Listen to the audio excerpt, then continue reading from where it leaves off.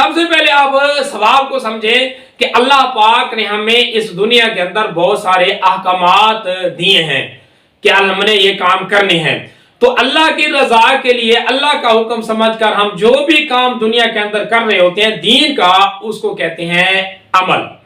یہ عمل پھر دو طرح کا ہے، ایک تو وہ عمل ہے جو اللہ پاک نے ہمارے اوپر لازم کر دیا ہے، جیسے کہ نماز، روزہ، حج، زکوٰۃ، یہ ہمارے اوپر فرض ہے، اور دوسرے نمبر پر وہ عمل ہیں جو ہمارے اوپر فرض نہیں،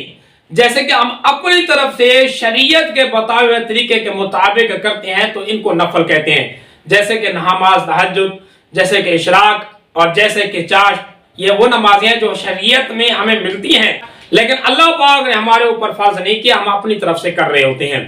اسی طرح صدقات، خیرات، اور اسی طرح نفلی روزے وغیرہ وغیرہ، یہ ساری وہ چیزیں ہیں جو نفلی عبادات ہیں۔ اب آ جاتے ہیں ثواب کی طرف، تو ہم جب اللہ کی رضا کے لیے کوئی کام کر رہے ہوتے ہیں، چاہے وہ اللہ کا حکم ہوتا ہے یعنی فرض واجب ہوتے ہیں یا نفل ہوتے ہیں، تو جب اللہ کی رضا کے لیے ہم کوئی عمل کرتے ہیں تو اس عمل کے کرنے کی وجہ سے اللہ پاک کی طرف سے ہمیں اجر ملتا ہے۔ وہ آخرت میں جنت کی صورت میں ملے گا، قبر میں راحت کی صورت میں ملے گا، آخرت میں جزا کی صورت میں ملے گا، اور دنیا میں اللہ پاک نے نعمت کی صورت میں دیا ہوا ہے۔ یہ اجر ہے جو اللہ پاک کی طرف سے ہمیں نیک عمل پر ملتے ہیں۔ پھر یہی اجر جو ہم اللہ کی طرف سے نیک عمل پر حاصل کر رہے ہوتے ہیں، ان کو اگر ہم نیت کے ساتھ یہ نیت کرتے ہوئے کہ یہ اللہ پاک تو ہمیں اجر آپ دے رہے ہیں، یہ ثواب، یہ اجر اللہ ہمارے فلاں بزرگوں کو پہنچا دے، یہ ہماری نیت کے ساتھ اللہ پاک یہ ثواب کسی اور بزرگ کو یا کسی اور اللہ کے ولی کو جو ہم نے جس کے لیے نیت کی ہوتی ہے اس تک اللہ پاک پہنچا دیتے ہیں۔ رہا مسئلہ یہ کہ ہر عمل کا کیا ہم ثواب ایصال کر سکتے ہیں؟ تو ایسی بات نہیں ہے، نہ ایسا ہو سکتا ہے۔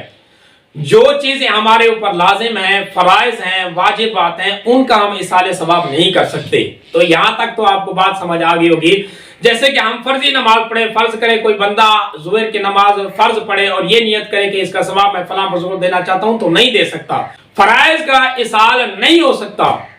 یعنی ایصال ثواب نفلی عبادات کا ہی ہوگا۔ تو اب یہاں پر آپ کو مسئلہ سمجھ آ گیا کہ جتنی بھی ہم عبادات نفلی کرتے ہیں، ان نفلی عبادات کا ہم ایصال ثواب کر سکتے ہیں، چاہے اپنے کسی عزیز کو کرے یا اللہ کے کسی ولی کو کرے۔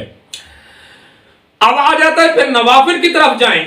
کہ نوافل جو ہیں، یہ نوافل بھی دو طرح کے ہیں۔ ایک نفل وہ ہوگا جو ہم بغیر واجب کیے، بغیر نظر مانے، بغیر منت کے ہم ایسے ہی اللہ کے تقرب کے لیے کر رہے ہوں،